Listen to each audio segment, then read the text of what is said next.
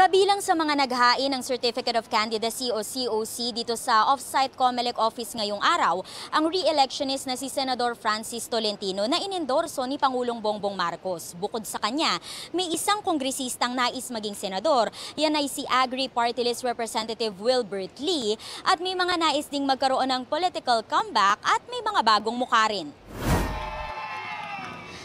Maagang dumagsa ang mga taga-suporta ni Agri Party List Representative Wilbert Lee sa labas ng Manila Hotel. Si Lee ang kauna-unahang naghain ng kandidatura sa pagkasenador sa unang araw ng filing. Nais niyang tumakbo sa ilalim ng partidong Aksyon Demokratiko na itinatag ng namayapang Senador Raul Roco. Sa nakaraang 2 taon, makikita naman po siguro yung ating track record. Sa rules ng COMELEC, 4 na tao lang ang pwedeng sumama sa mga magfa-file pero wala naman daw naging problema sa supporters sa labas ng tent city.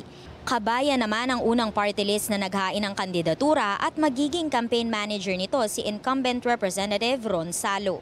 Pagsapit ng tanghali, dumating ang re-electionist na si Senador Francis Tolentino. Kasama niya ang kapatid, anak at mga kaalyadong sina Cavite Governor John Vic Remulla at Caloocan Congressman Oka Malapitan. Bahagi si Tolentino ng Senate slate ni Pangulong Bongbong Marcos at layong tumakbo sa ilalim ng political party nito na Partido Federal ng Pilipinas. Noong Agosto lang nag-resign si Tolentino mula sa PDP, partido ni dating Pangulong Rodrigo Duterte, dahil anya sa pagkakaiba ng opinyon sa issue ng West Philippine Sea. I still hold President Duterte in the highest esteem. There's no bad blood, so to speak. It has to be something aligned with my personal principles that one, for instance, in foreign policy, we should deal on a multilateral basis with our partners. Nais naman i-represent ni Astra Naik ang Bombero Party List pero nananatili raw siyang executive director ng PDP. Samantala, 3 dating kongresista ang nais bumalik sa Kamara bilang mga nominee ng Bayan Muna Party List.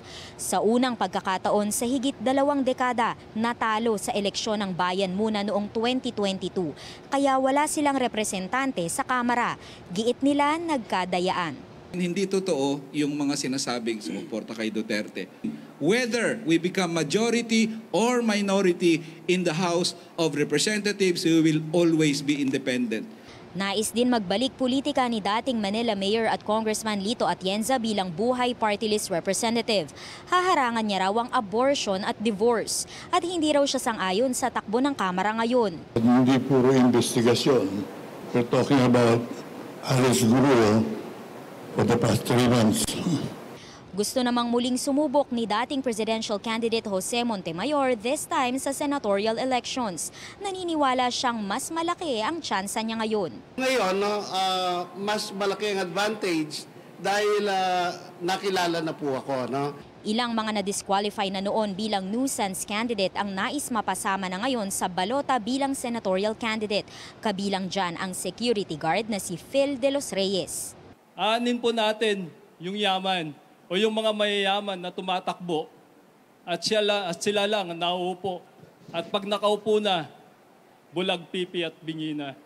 Ilan sa mga bagong mukhang nais sumabak sa politika, guro, karpintero, abogado at vloggers. Gusto ko pong i-represent yung pong mga content creators, mga online sellers, mga freelancers. So lahat po ng mga netizens, marami po sa ating kababayan ang napofrustrate na sa klase ng politika na meron tayo. Kampihan ng mga maralita at manggagawa. Simple lang naman ang dahilan kung bakit po kami nag-file. Di pa ba tayo sawa sa klase ng politika na meron tayo ngayon? Pamilya ang namumuno sa atin. Isinara ang day 1 ng filing ng COC alas 5 ng hapon at ayon sa COMELEC, 17 ang mga naghain ng kandidatura para tumakbong senador at 15 naman ang mga party list representatives na gustong magkaroon ng pwesto sa Kamara.